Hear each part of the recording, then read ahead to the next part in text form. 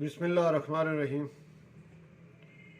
नाजरीन, आज एक दवाई के मतलब मैं इंफॉर्मेशन दूंगा। इस दवाई का नाम है इपिकाग। ये दवाई नाइजीरिया में एक पौधा पाया जाता है। ये झाड़ीनुमा पौधा है, छोटे से कद का ये पौधा है। इससे ये दवाई तैयार होती है और ये ज़्यादातर फेमस ये दवाई है वोमिटिंग और नाजिया के लिए, यानी उल्टियाँ और दिल ख़राब होना। नाइजेटिक कंडीशन होती है, ऐसी कंडीशन जिसमें कि बंदे को महसूस होता है कि मुझे उल्टी आएगी, लेकिन आती नहीं है, और उस कंडीशन को नाइजेटिक कंडीशन या नाजिया कहते हैं। और अगर उल्टी आए तो वो वोमिटिंग होगी। तो ऐसी कंडीशन के लिए ये दवाई ज़्यादा फेमस पाई जाती है। लेकिन इसके अलावा भी इसकी पूरी डिटेल जो है वो मैं आपके गोशगुजार करूँगा कि इसके अलावा भी बहुत सारे अमराज में ये दवाई जो है इस्तेमाल होती है। आज मैंने अपने कॉलेज के स्टूडेंट जो हैं ऑनलाइन जो मैंने लेक्चर दिया उसमें भी यही दवाई आज उनको पढ़ाई है। 40 मिनट का वो ऑनलाइन लेक्चर था इस दवाई के मतलब, उसमें पूरी डिटेल जो है वो मैंने दी। लेकिन इसमें चूँकि मैं जो वीडियो बनाता हूँ ये 15 मिनट तक मेरा होता है, ज़्यादा से ज़्यादा कि 15 या 16 मिनट इसके अंदर अंदर ये वीडियो बन जाए और समराइज करके मैं आपके सामने इसको बयान करता हूँ वीडियो में। आज की जब मैंने इस पे लेक्चर दिया तो मैंने साथ थोड़ा सा होम्योपैथी का फ़लसफ़ा भी बयान किया। वो मेरे स्टूडेंट की डिमांड थी कि आप हमें थोड़ा सा इसका जो है फ़लसफ़ा होम्योपैथी का वो भी बताएं।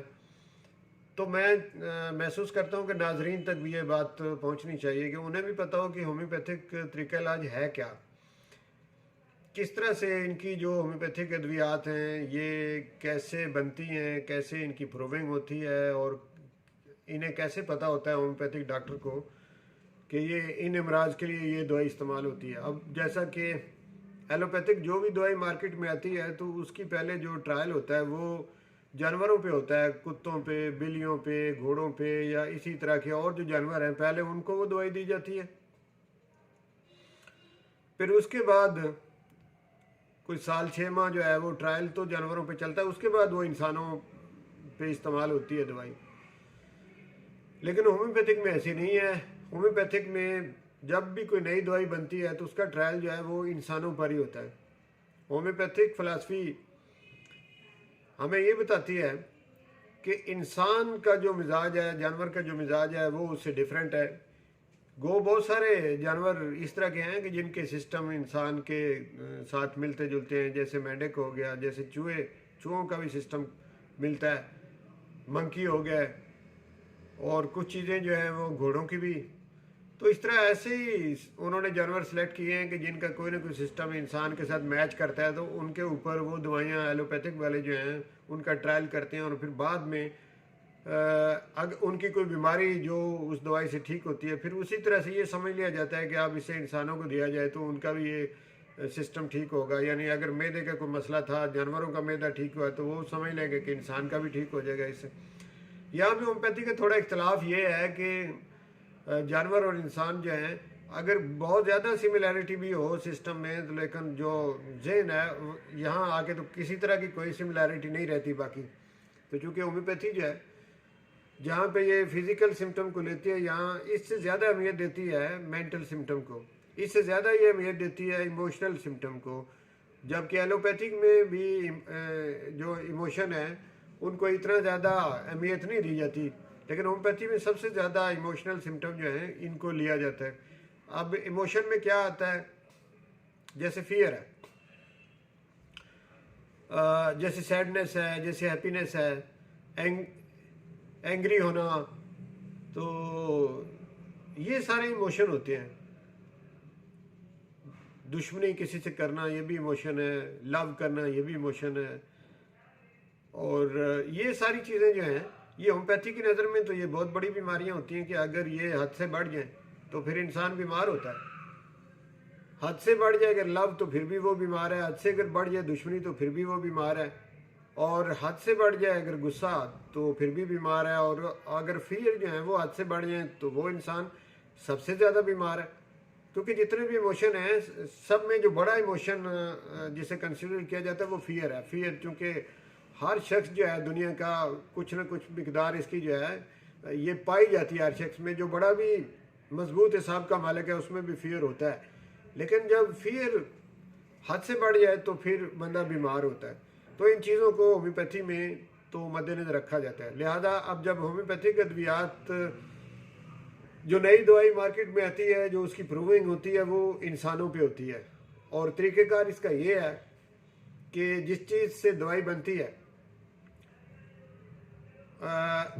मसलन पौधे से एक दवाई तैयार हुई, दूसरी दवाई कोई मादरी आज से तैयार हुई, तीसरी कोई, जैसे मैंने पिछले दिनों एक निसोड पे लेक्चर दिया था। निसोड वो होता है कि जो किसी बीमार जरासीम वाला जो मवाद है उससे जैसे वैक्सीन तैयार करते हैं एलोपैथिक वाले, इसी तरह हमारे निसोड होते हैं। अब आज की जो दवाई है मैं साथ साथ वो भी चलाता हूँ, और साथ साथ ये आपको फ़लसफ़ा जो है इसका वो भी समझाने की कोशिश करता हूँ। ये दवाई इपिकाक जिसे कहते हैं, जब इसके पौधे का रस लिया गया, इसके लिए तंदुरुस्त लोगों का इंतखाब किया गया और उनको वो रस पिलाया गया। उसमें बच्चे, बूढ़े, औरतें, मर्द, जवान, सभी एज के लोग और शामिल होते हैं। उनको लिया जाता है और उनको वो जो तंदुरुस्त लोग हैं उनको जिस पौधे से दवाई तैयार होनी है उसका रस पिलाते हैं। अब देखते हैं रस पीने के बाद उनके सिस्टम जो हैं उन पर कोई इलामात शो हुई हैं, फिज़िकली इलामात भी देखते हैं, मेंटली सिम्टम जो पैदा होती हैं वो भी देखते हैं, और साथ साथ उन्हें नोट करते रहते हैं। उनको वो रस पिलाते रहते हैं। अगर पौधा जहरीला है तो फिर थोड़ी मिकदार में उसका रस, जिससे कि डेथ का ख़तरा भी साथ होता है, वो भी ना हो, और इलामात भी देख लें कि ये इसका थोड़ा सा रस पिलाने से क्या क्या इलामात इसके जिस्म और इसके जहन में क्या क्या इलामात पैदा हुई हैं, उन सब इलामात को नोट कर लिया जाता है। और वो हमारी एक बुक है मटीरिया मेडिका, उसमें उन्हें उसी तरह से लफ्ज़ बलफ्ज़ जैसे उनके इंटरव्यू उस दौर में किए गए जब वो दवाई तैयार की जा रही थी, जिन लोगों को पिलाई थी उन लोगों के इंटरव्यू किए, उनसे इलामात पूछी और साथ साथ नोट की, तो उसी तरह की इलामात जो हैं वो सेम मटीरिया मेडिका जो हमारी मेडिसिन से मतलब बुक है उसमें लिख दी जाती है। अब होम्योपैथिक तरीका इलाज क्या है? ये तरीका इलाज होम्यो के मानी बिलमिसल, यानी एक जैसा, सिमिलर, ये मानी होम्यो के, यानी जैसी इलामात उसने पैदा की उन लोग तंदुरुस्त लोगों में, उस चीज़ ने जो इलामात पैदा की उसी रस से पोटेंटाइज करके होम्योपैथिक फार्माकोपिया के मुताबिक दवाई अगर तैयार कर ली जाए तो इसी तरह की इलामात रखने वाले जो लोग होंगे उनका वो इलाज करेगी वो मेडिसिन। इसे कहते हैं होम्योपैथिक। इस सिलसिले में मैं आपको एक हदीस भी सुनाता हूँ कि नबी पाक सल्लल्लाहु अलैहि वसल्लम ने फरमाया कि आपके खाने में अगर मक्खी गिर जाए तो उसे खाने में मज़ीद डुबो के, उसके दोनों पर डुबो के तो बाहर फेंक दें, अब आपको कोई मसला नहीं होगा। आपने फरमाया कि उसके एक पर में वबा है और एक पर में शिफा है। होम्योपैथी भी कुछ इसी तरह से है। होम्योपैथिक बनाने वाले जो डॉक्टर हनीमन थे उनका भी ये कहना है कि दुनिया में जितनी भी चीज़ें हैं उनमें ये दो तरह की खासियतें अल्लाह ताला ने रखी हैं, शिफाई खासियत भी है और वबाई भी है। यानी वही चीज़ बंदे को बीमार भी कर सकती है, और उसी से अगर दवाई तैयार कर ली जाए, उसके अंदर जो छुपी हुई शिफाई उसकी खासियत है उसको सामने अगर ले आएँ तो वो इलाज बन जाती है उसी तरह की बीमारियों का। ये है होम्योपैथिक तरीका इलाज। अब आज की दवाई तो फिर आते हैं, इसको जब तंदुरुस्त लोगों को इसका रस पिलाया गया तो जो इलामात सामने आई वो मैं आपको पहले बताता हूँ वो क्या थी। अब उसी तरह की इलामात जो सामने आई थी हम देखते हैं आजकल जो हमारे क्लिनिक पर कोई पेशेंट आता है उसमें देखते हैं, तो जिसमें वो वाली इलामात होंगी उसको हम इसी की बनी हुई दवाई यानी जिसका नाम है एपिकाक है वो देंगे हम। तो जब ये दवाई उन लोगों पे इसकी प्रूविंग की जा रही थी, इसके ट्रायल किए जा रहे थे, तजर्बात किए जा रहे थे, उन लोगों को जब इसका रस पिलाया तो उन लोगों ने क्या बताया, ये देखने वाली बात है कि उन लोगों ने क्या बताया। सबसे पहले उन लोगों ने ये बताया कि हमारा दिल ख़राब होना शुरू हो गया जब से हमने इसका एक एक चम्मच या आधा चम्मच जो भी हमें रस पिलाया, जब से हमने पिया हमारा दिल ख़राब होना शुरू हो गया, यानी नाइजेटिक कंडीशन उनकी हो गई। उनमें से कुछ लोगों ने वोमिटिंग करना शुरू कर दी, उल्टियाँ करना यानी शुरू कर दी। और फिर जो जो अगला दिन आया तो फिर उनको पिलाया, फिर देखा गया तो उन लोगों में कुछ अलामात इस तरह की पैदा हो गई कि उनका जो मैदा है उसमें स्वेलिंग शुरू हो गई, उनकी जो छोटी आंत है इंटेस्टाइन उसमें स्वेलिंग शुरू हो गई, बड़ी आंत में भी स्वेलिंग शुरू हो गई, माउथ में भी स्वेलिंग शुरू हो गई। पूरा एलिमेंट्री कैनाल यानी मुंह से लेके खुराक की नाली आगे, फिर स्टमक के बाद इंटेस्टाइन, स्मॉल इंटेस्टाइन और लार्ज इंटेस्टाइन, ये सारे एरिया में, इस सारे एरिया को कहते हैं एलिमेंट्री कैनाल, इस सारे में स्वेलिंग शुरू हो गई, ये उन लोगों ने बताया। साथ में इस सारे एरिया के अंदर म्यूकस मेम्ब्रेन की एक लेयर होती है, यानी मैं सादा लफ्ज़ों में आपको समझाने के लिए यूँ कहूँ कि जैसे कमरे के नीचे कारपेट बिछाते हैं, इसी तरह ये जो एरिया है इसके अंदर जो बिछाई गई एक झिल्ली है वो म्यूकस मेम्ब्रेन है। म्यूकस मेम्ब्रेन की लेयर मुंह में, इसोफेगस में, स्टमक में, इंटेस्टाइन में, स्मॉल में और लार्ज दोनों इंटेस्टाइन में म्यूकस मेम्ब्रेन की लेयर होती है। तो ये जो मेम्ब्रेन है इस पर इस दवाई ने अपना असर डाला और इसकी तादाद भी बढ़ना शुरू हो गई और ये टूट के बाहर भी आना शुरू हो गई। अब म्यूकस जब बाहर आती है तो इसको पंजाबी में अगर आप कहें सादा कि आपको समझ ना आए मेरे इन लफ्ज़ों की, तो खंगार जिसे कहते हैं ना, या बलगम कहते हैं, ये वो कह लो। तो उन लोगों को बलगम आना शुरू होगी, खंगार आना शुरू हो गया। तो इसको मेडिकल में तो कैटारल कंडीशन कहते हैं, कैटार यानी कैटारल कंडीशन उनकी जो है वो बन गई। इसी तरह उनके फेफड़ों के अंदर भी ये म्यूकस मेम्ब्रेन क्लियर थी तो वहाँ उस पर भी ये असर हुआ, तो फेफड़ों की तरफ से भी ये बलगम आना शुरू हो गई। फ्लैम भी कहते हैं इसको और कैटार भी कहते हैं मेडिकल ज़ुबान में, और सादा ज़ुबान में आप बलगम कह लो। तो ये यानी फेफड़ों से भी शुरू हो गई और इस एरिया से भी, स्टमक से, इंटेस्टाइन से।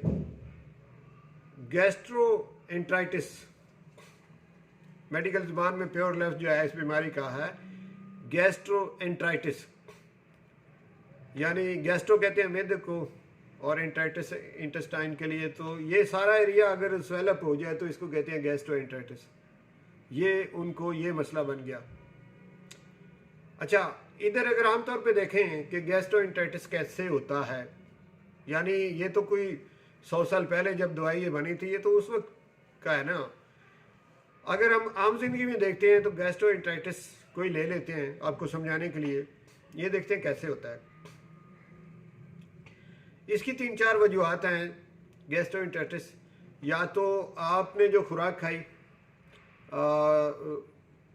उसकी कोई एलर्जी होगी, जिसे कि फूड पॉइजनिंग कहते हैं।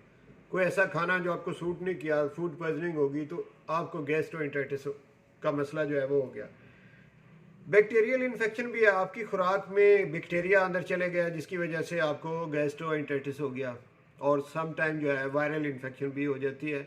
एक वायरस है नोरो वायरस, उसका नाम है नोरो वायरस।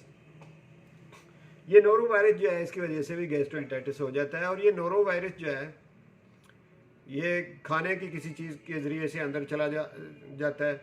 कंटेमिनेटेड वाटर अगर आपने इस्तेमाल किया उसके ज़रिए ये अंदर चला गया, या आपने हाथ किसी ऐसी जगह पे रखा, किसी टेबल पे, किसी चेयर पे, किसी बर्तन पे, किसी चीज़ को, किसी किताब को, किसी ऐसी चीज़ को आपने हाथ लगाया जो कि कंटेमिनेटेड थी, और वहाँ पे पहले कोई इसी मर्ज़ का शिकार बंदा उसने भी हाथ लगाया था और वो कंटेमिनेटेड होगी। वहाँ पे नोरो वायरस पहले से मौजूद था और वहाँ आपका हाथ लगा और इसके बाद आपने हाथ धोए बगैर खाना खा लिया, तो इसी तरह से ये नोरो वायरस जो है ये अंदर चला जाएगा और ये गैस्ट्रोएंटेराइटिस पैदा कर देगा। तो ये 3-4 वजूहात हैं आमतौर पे देखा जाए। लेकिन दूसरी तरफ मैंने बताया कि जब उस पौधे का रस पिलाया गया था तो उसने भी ऐसे ही किया। इधर अब वही गैस्ट्रोएंटेराइटिस और वही सिम्टम ये किसी और वजह से पैदा हुई हैं। ये या तो वायरस की वजह से हुई, या बैक्टीरिया की वजह से, या कंटामिनेटेड फूड जो है उसकी वजह से हुई। अब इनके इलाज के लिए यही दवाई है एपिकाक। ये जो उसी पौधे से दवाई तैयार हुई थी जिसने ऐसी सिम्टम पैदा की थी। अब ऐसी सिम्टम जो हैं वो अगर ये गैस्ट्रोएंटेराइटिस की वजह से हो गई हैं तो इसका भी इलाज यही है। और रह गई बात के वोमिटिंग, जब गैस्ट्रोएंटेराइटिस हो जाता है तो उसके बाद वोमिटिंग होती है, यानी जब ये एरिया स्वेलअप होता है, गैस्ट्राइटिस भी आप कह लें, यानी मैदे के अंदर सोजिश आ जाए, तो इसके बाद ये चांसेस होते हैं कि आपका दिल ख़राब हो और आपको वोमिटिंग शुरू हो जाए। ये उसकी यूँ कह लें गैस्ट्रोएंटेराइटिस की अगली स्टेज है।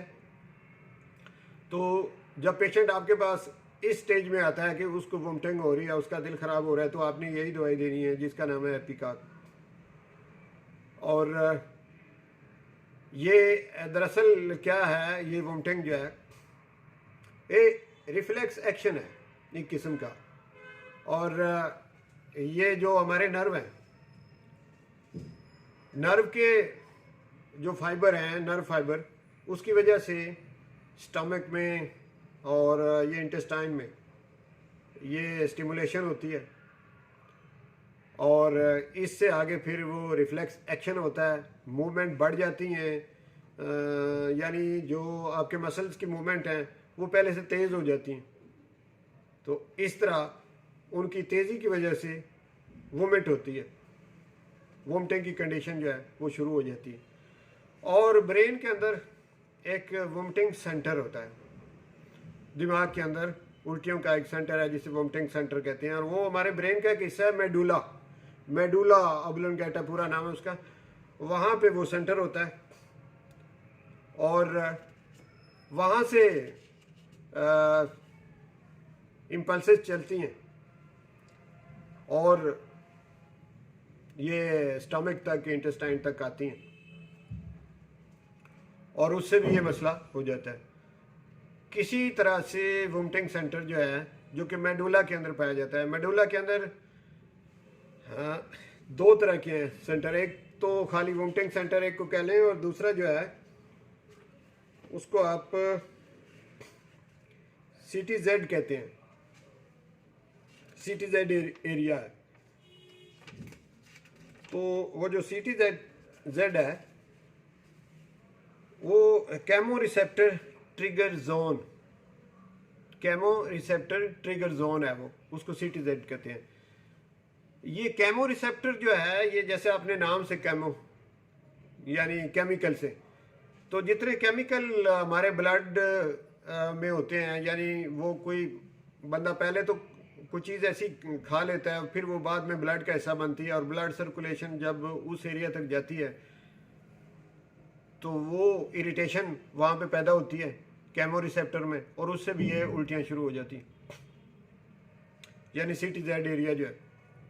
इसके अलावा बाद दफ़ा हार्मोन जो है उनकी तादाद बढ़ जाती है, तो वो भी इस एरिया में ये जो CTZ एरिया है यहाँ पे, और जो दूसरा सेंटर है वो भी ओब्लोंगेटा, ये मेडुला में ही पाया जाता है। ये दोनों सेंटर जो हैं ये मेडुला में ही होते हैं। कीमो रिसेप्टर सेंटर भी मेडुला में है, और जिसे आमतौर पे वोमिटिंग सेंटर कहते हैं वो एरिया भी मेडुला में ही है। तो ये दोनों एरिया मेडुला दिमाग का एक हिस्सा है, वहाँ पे पाए जाते हैं। ये दोनों एरिया इरिटेट हो किसी वजह से, और वजह उसमें मैंने आपको बताई कि या तो वो हार्मोन की वजह से भी इरिटेट हो सकते हैं, या वो किसी केमिकल की वजह से, ड्रग की वजह से, ये कोई जो एलोपैथिक अद्वियात हैं, वो कोई दवाई जो है उसकी वजह से भी ऐसा बाज़ औक़ात हो सकता है, और इस वजह से भी वोमिटिंग होती है। तो ये सारा इसका जो मोड ऑफ एक्शन है वोमिटिंग का, और सेम इसी तरह इस दवाई का भी है। और ये उन लोगों को इसी तरह से ये हुआ था जब प्रूविंग हुई, और इसी तरह से अगर किसी को होता है और ये इलामात इस तरह से आपके सामने लेके वो पेशेंट आता है तो उसके लिए ये दवाई है। और इस दवाई की एक और पहचान है, इसके अलावा बॉडी के जितने ऑरिफिस हैं, यानी ऑरिफिस होते हैं सुराख, जैसे ये नोज़ है हमारी, 2 ऑरिफिस, ये आंखें हैं, कान है हमारे, और इसी तरह से माउथ है, और इसी तरह से एनस है, स्टूल पास करने वाली जो जगह। तो ये सारे ऑरिफिस हैं। तो जितने भी बॉडी के ऑरिफिस हैं वहाँ से अगर ब्लीडिंग हो, कानों से ब्लीडिंग हो, नाक से जिसे एपिस्टेक्सिस कहते हैं, नाक से ब्लीडिंग नक्सीर कहते हैं जिसे, वो हो, या कानों से ब्लीडिंग हो रही हो, या एनएस से ब्लीडिंग हो रही हो, और स्टूल के साथ पखाने के साथ यानी ब्लड आता हो, उस वक्त भी यही दवाई इस्तेमाल की जाती है। सिर्फ इसमें पहचान आपने इतनी करनी है कि ब्राइट ब्लड होता है इसका, चमकदार ब्लड होता है। अगर चमकदार ब्लड जिस्म के किसी ओरिफिस से, किसी एरिया से निकल रहा हो तो उसको रोकने के लिए भी आपने एपिकाक दवाई का इस्तेमाल करना है। तो नाजरीन और मेरे स्टूडेंट, मैंने इस एपिकाक दवाई के मतलब आपको सीधा इंफॉर्मेशन जो है वो दे दी। टाइम ज़्यादा हो गया है, वीडियो का लंबी होती जा रही है, तो इसलिए मैं आपसे इजाज़त चाहता हूँ, और मुझे उम्मीद है कि आपको ये वीडियो अच्छी लगेगी। बहुत शुक्रिया।